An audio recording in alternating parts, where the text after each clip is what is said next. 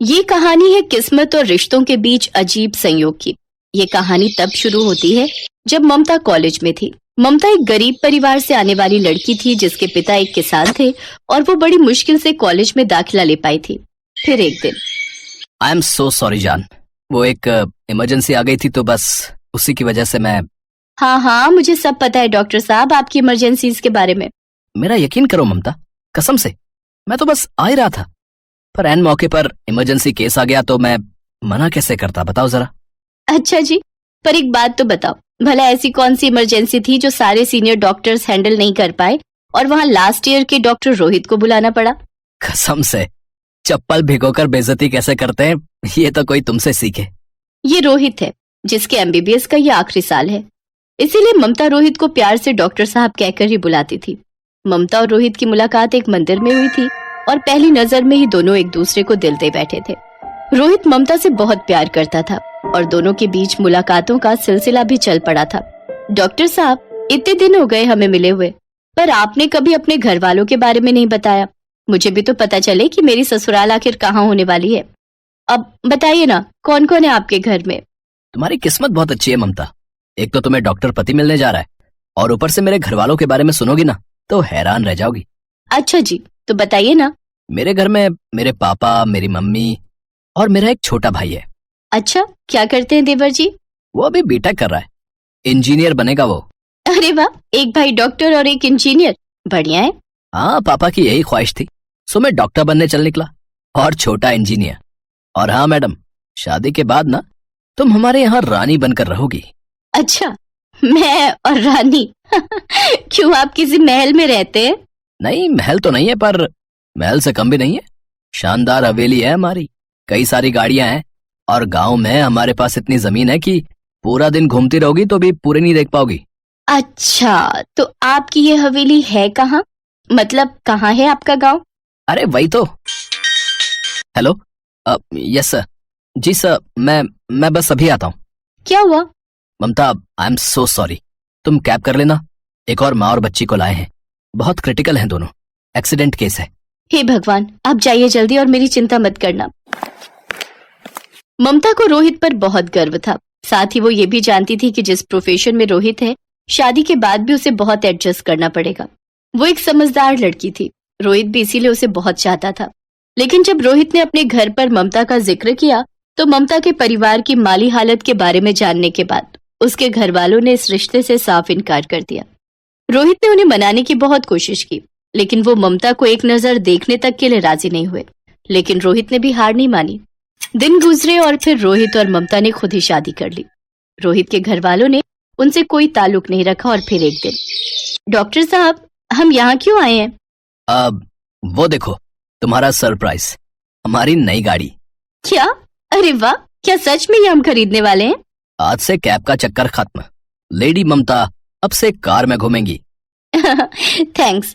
वैसे एक सरप्राइज मेरे पास भी है आपके लिए। अच्छा तो दिखाओ ना। इस कार में कुछ महीनों के बाद हम 2 नहीं बल्कि 3 घूमेंगे। 3 लोग? अब अच्छा, क्या सच में? तुम सच कह रही हो ममता? हाँ, ये सच है, आप पापा बनने वाले हो। रोहित और ममता बहुत खुश थे। हालांकि रोहित के घर वालों का साथ ना होने का उन्हें दुख जरूर था, लेकिन फिर भी वो दोनों एक दूसरे के लिए काफी थे और अब तो उनका बच्चा भी इस दुनिया में आने वाला था। पूरे 9 महीने के बाद ममता ने एक प्यारे से बेटे को जन्म दिया जिसका नाम दोनों ने मिहिर रखा। सब कुछ अच्छा चल रहा था, लेकिन फिर वो दिन भी आया जिसने ममता की सारी दुनिया ही पलट कर रख दी। एक दिन जब रोहित अपनी कार से हॉस्पिटल जा रहा था तभी एक भयानक सड़क हादसे में उसकी मौत हो गई। ममता अचानक से बिल्कुल अकेली पड़ गई और बेसहारा भी। रोहित के जाने का दुख और ऊपर से छोटे से बच्चे की जिम्मेदारी। ममता को कुछ समझ नहीं आ रहा था कि वो क्या करे। क्यों चले गए आप हम दोनों को छोड़कर? मैं कैसे रहूंगी आपके बिना? मेरे को कैसे संभालूंगी? यूं तो रोहित बहुत अमीर घर से था, लेकिन ममता से शादी करने की वजह से उसके पास वही पैसा था जो उसे अस्पताल में नौकरी करके मिलता था। ममता की आर्थिक हालत खराब होती चली गई। मकान का किराया न दे पाने की वजह से उसे अब एक छोटी सी खोली में रहना पड़ रहा था। ममता के माता पिता भी इस हालत में नहीं थे कि उसकी कुछ मदद कर सकें। ममता ने कई जगह नौकरी ढूंढने की कोशिश की, लेकिन छोटे से बच्चे के साथ उसे कहीं नौकरी नहीं मिली। फिर एक दिन ममता की नजर अखबार में छपे एक विज्ञापन पर पड़ी। घर का काम करने के लिए एक बाई चाहिए। हे भगवान, लगता है अब यही काम करना होगा, क्योंकि एक बाई का काम करके ही मैं मेहर को हर वक्त अपने साथ रख सकती हूँ। रानी बनने जा रही ममता अब अपने बच्चे के लिए बाई बनने को भी तैयार हो गई थी। अगली सुबह वो अपने बच्चे को साथ लेकर उस पते पर पहुंच गई जो विज्ञापन के साथ अखबार में लिखा था। और फिर हाँ जी नमस्ते, मैं वो बाई के लिए। अच्छा, आइए अंदर आइए। मम्मी, आना जरा, वो बाइक के काम के लिए एक औरत आई है। अच्छा, कौन है? आओ अंदर आओ। जी नमस्ते, मैंने वो अखबार में। हाँ ठीक है, पर ये बच्चा क्या ये तुम्हारा ही है? जी ये मेरा ही बच्चा है, मैं एक विधवा हूँ। ओह, तो फिर क्या तुम्हारे साथ ही आएगा रोज? जी इसे साथ लाना ही पड़ेगा। आप चाहे तो मुझे कुछ कम पगार दे देना, ये बस एक कोने में लेटा रहेगा, रोता नहीं है बिल्कुल। आपको कोई परेशानी नहीं होगी, मेरा भरोसा कीजिए। अरे वाह, ये तो बहुत ही प्यारा बच्चा है। नाम क्या है इसका? जी इसका नाम मिहिर है। रामप्रकाश ने ममता से बच्चे को गोद में ले लिया और उसे प्यार करने लगा।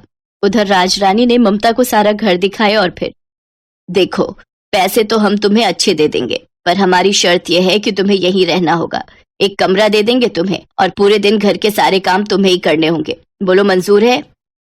जी ये तो और अच्छी बात है, मैं तो वैसे भी खोली में रहती हूँ और फिर मेरे आने जाने का खर्च और खोली का किराया भी तो बचेगा। अब मुझे मंजूर है। अगले दिन ही ममता खोली खाली कर अपना सामान समेट कर उस बड़े से घर में ले आई। अब ममता बाई बन चुकी थी और पूरी मेहनत से राजरानी के घर का ख्याल रखने लगी। वो सारा दिन काम करती और उसके काम से राजरानी भी बहुत खुश थी, लेकिन उसे अपने पति रामप्रकाश का ममता के बच्चे को इस तरह लाड करना बिल्कुल अच्छा नहीं लगता था। क्या करते हो रामप्रकाश, वो बाई का बच्चा है। तो क्या हुआ, कैसी बातें कर रही हो?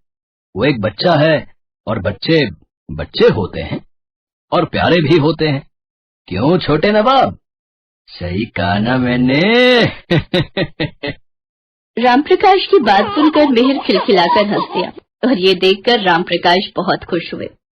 वक्त ऐसे ही बीतता रहा और फिर कई महीनों बाद, ममता जरा सुनो तो।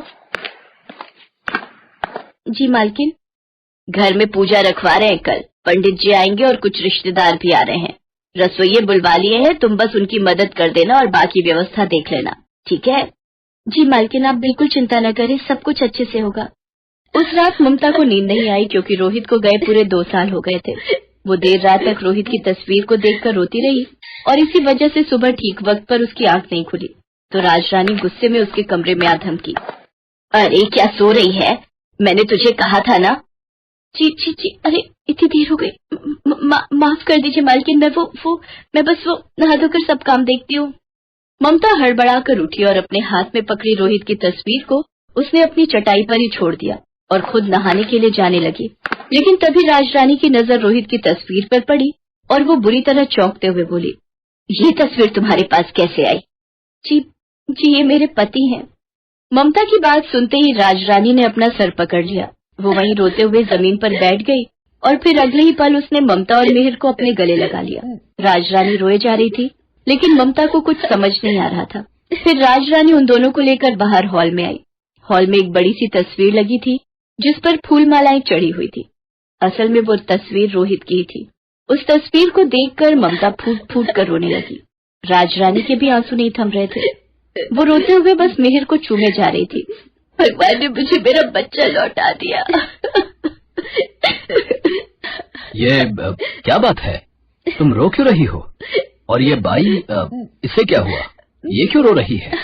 बाई नहीं, बहू है ये इस घर की, हमारे रोहित की पत्नी है ये। रामप्रकाश ने फौरन पलटकर ममता को देखा लेकिन कुछ कह नहीं सके। आप बिल्कुल चिंता मत कीजिए। मैं जानती हूँ कि मैं इस घर की बहू कहलाने लायक न पहले थी और ना हूँ।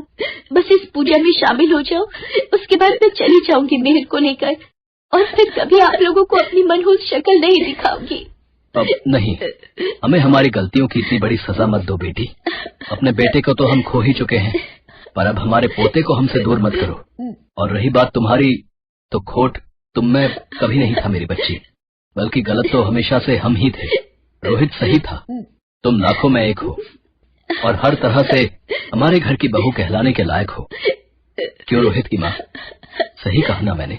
राजरानी के मुंह से शब्द नहीं निकले, लेकिन उसकी आंखों से बहते आंसुओं ने उसके दिल का हाल बता दिया था। उसने पहली बार मिहिर को गोद में उठाया था और अब वो किसी भी हालत में उसे खुद से दूर नहीं करना चाहती थी और ममता को भी दिल से अपनी बहू मान चुकी थी। अगर आपको हमारी कहानी पसंद आए तो इस वीडियो को लाइक शेयर सब्सक्राइब करें और कमेंट जरूर करें।